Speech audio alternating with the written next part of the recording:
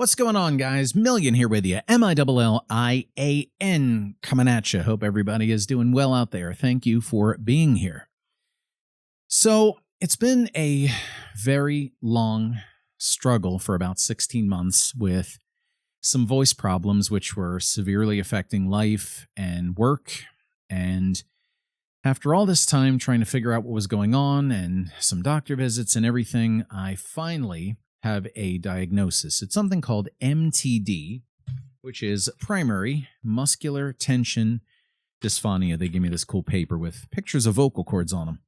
Not my vocal cords, thank goodness, but I find that stuff kind of fascinating. I know it grosses out a lot of people, but I think it's kind of cool.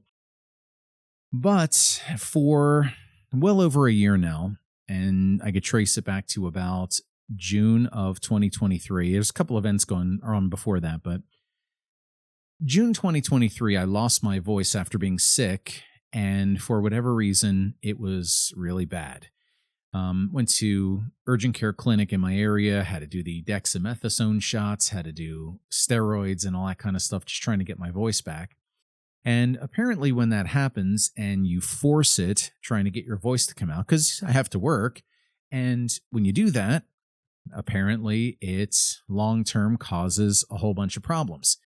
Now, I could sort of trace it back to about 2019, before the illness that dare not speak its name on social media decided to ravage the world, so to speak.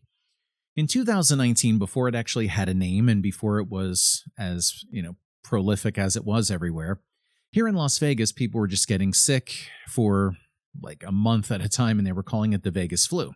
So I had the Vegas flu, so I had the first wave of it before it actually hit. And I got to tell you that ever since then, my vocal cords were just never quite the same after that. I was sick with that mysterious C illness a couple years later in 21 when it was actually named and we knew what it was. It was pretty mild and it didn't really affect me that much. But I noticed that every time I would get sick after that, my voice would give me a lot of problems. I would have just the hoarseness. I wouldn't be able to work, a lot of congestion and things like that. And June 2023 is when it really struck me, and I'm kind of bummed about it. I'm kind of very upset because, this is my work. This is my livelihood. This is what I do. And it was around that time that I started getting sick just with the usual stuff, and, summer colds here in Vegas are brutal when you mix it with the heat and all that. But it really sort of came together in June, right around my birthday, because here in Vegas, the Golden Knights won the Stanley Cup. There's my team here. I know everybody hates us, but too bad. We're that good. So we had the Stanley Cup parade down on the Las Vegas Strip, and I wanted to go out there and scream my head off, but I couldn't. The voice would just not come out of me. It was just air coming out, and I thought to myself, oh, great. I took the weekend off, but I get work piling up I got to get back to. And in doing that, I was like, all right, I'll ride it out, and it just didn't get better. It kept getting worse and worse to the point where I could barely get sound out of me. And I'm like, oh, great. So I went to the quick care, urgent care clinic kind of doctor, and I told him what was going on. And he says, here in Vegas, we see a lot of performers that have this problem. So they gave me a shot of dexamethasone, which is basically like an analog of cortisone, just steroid shot, basically. And then he gave me a prescription and all that kind of stuff for more steroids. And I did that for a couple weeks, and it helped a little bit, but just that much, like a tiny bit. And now for 16, 17 months, however long it is at this point, I still haven't got my voice back. So every year I go to the ENT, the ear, nose, throat doctor, and we do what's called a laryngoscope. It's where they stick that camera up your nose and down your throat to look at your throat and vocal cords. So I finally made my appointment, and I said, all right, doc, what are you seeing? Here's the issue. Talk to me. So he looked at everything. He says, I don't see anything. I mean, there's a little bit of maybe like redness from just use. He says, but there's nothing like serious going on. So I'm like, okay, great. So they start by treating it for reflux because, as you speak or as you sing or as you do anything, by pushing on the lower diaphragm muscles, it pushes air and gases up out of your stomach that causes reflux. And so a lot of performers take something for that, like omeprazole or famotidine, something on that line. And so I've been on that for a while, and, it helps a little bit, but he says, why don't we get you into voice therapy. And I'm like, voice therapy? I've actually never heard of that before. I don't even know what that is. It's a thing, apparently. And it makes sense now that I'm aware of it. I'm like, oh, I see. People have vocal problems and people are, having trouble with getting speech out and things. I get you. I get you. So I had the opportunity to go to a local speech therapy clinic that's here and met with a really, really cool young lady and we had a great discussion for an hour and we were talking about stuff and she put me through different tests and timers and things like that to see what the voice can do. And she says to me, your doctor diagnosed you. And I'm like, I was there a couple months ago. He didn't tell me anything. And so that's when she printed out this thing for me, primary muscle tension dysphonia. I was like, oh, okay. Now, the good news about it is that it's not like career ending. It's not something devastating. I mean, it feels devastating because I'm pretty bummed about everything. But it's not one of those kind of illness, not like a terminal illness or anything, thank God. But it's one of those deals where I got some work to do. I have a big mess on my hands here. So basically what happens is when you go through a bout of sickness or laryngitis, or you blow out your vocal cords, which tends to happen from overuse and all that, the muscles around the vocal cords will try to compensate for it and they'll try to do their job. It's just like when you injure yourself. The way they explained it to me, it's sort of like when an athlete gets some sort of repetitive injury over and over again, that he has to keep rehabbing that injury and just try to do things to keep it healthy and structurally strong so that he can continue to perform. And so being a professional voiceover artist, I consider myself vocally like an athlete. I have muscles and physiology I got to care for. So from doing all that and from forcing my voice to try to work, apparently that causes all kind of like crap with the muscles and causes all kind of tension and spasms and things like that. And you basically have to relearn how to talk again in a lot of ways. And I was like, oh, okay. So I have been able to work. The bad news is that work's been down like 40, 50% year over year and, struggling like a lot of people are. And we're doing our best here, but we shall, go forth. We're going to continue moving on. But what I have to do is continue through vocal therapy. And what we're going to be doing with that, I'm not 100% sure, but there's, just different exercises. But the most important thing they started explaining to me was that you have to sort of have that awareness of tension and tightening up and everything in the voice.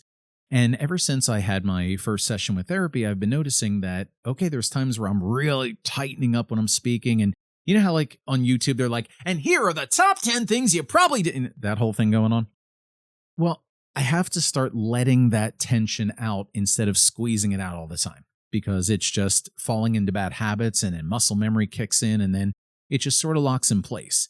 So what I got to do now is work on, and I was real pretentious. I was like, so we're talking about the thyroretinoid dominant voice, which is chest voice if you're a singer, or the crictoretinoid dominant, which is the falsetto head voice thing. Not important right now. I was being funny. So I'm going to be real pretentious with you. Check this out. And she was like, wow, nobody ever knows those terms. So I thought it was kind of cool.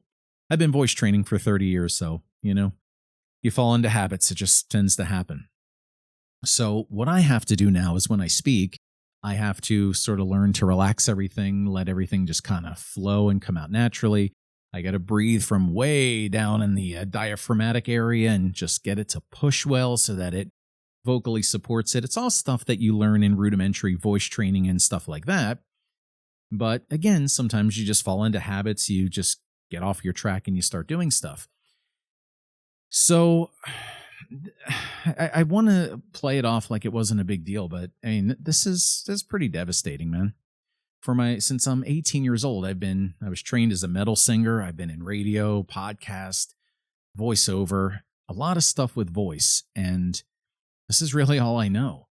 And it's really difficult when, something that you're really good at or what your trade gets taken away from you. It's not fun. And coupled with a lot of other goofy family stuff I have going on right now, it's not been a good year.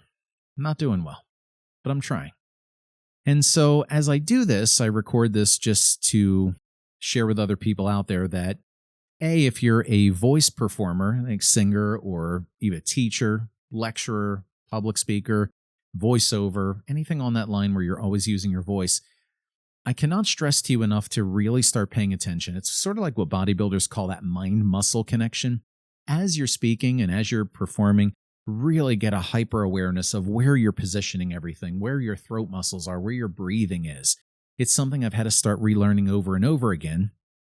And since I've been doing this, it's made a difference. I feel like my voice is starting to come back. I feel like I'm just getting better and a little more like stamina, which was another problem I was having, just not being able to keep up for long periods.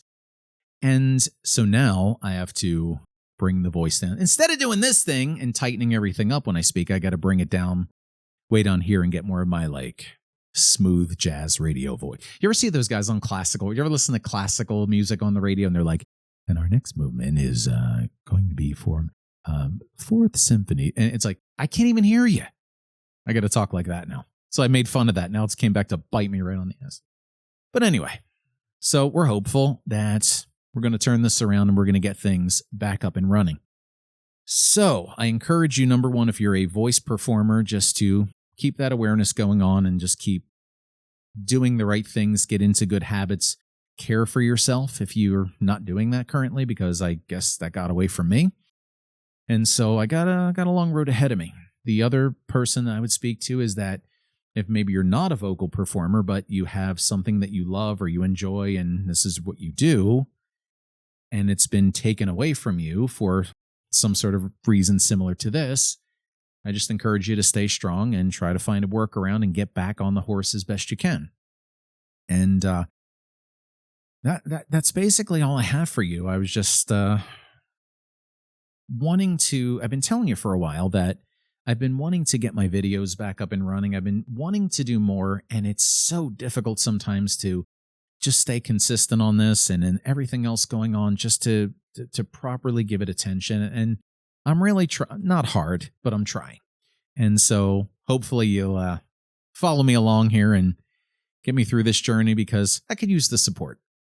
And with all that, just want to let you know that I'm doing videos not only for the usual places like a YouTube channel, which I have, which is youtube.com/Producer Millian. There's a couple things. Just look for Producer Millian. I'm like the only one out there. And then on x.com @Millian Speaks, all one word, MILLIAN, on either platform. If you do the like thing, the subscribe thing, leave a comment for me, message me, whatever it is all fine. Everything is in there, and on either platform, I should have like a link tree or something like that, or a link to get to me if you need anything. Now, if you need voiceover work, I got all kind of cool stuff I could do for you. We can do audio, we can do podcasts, we can do live radio. We got all kind of cool stuff that we can do.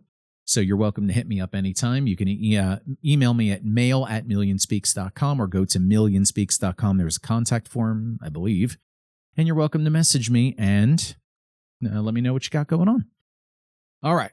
So I've been talking for quite a few minutes straight here, trying to keep everything low key and just doing what we can. So thank you for being here. Appreciate your time. Follow us, like, subscribe, that whole deal. And I'll see you soon. Millian out. Thank you.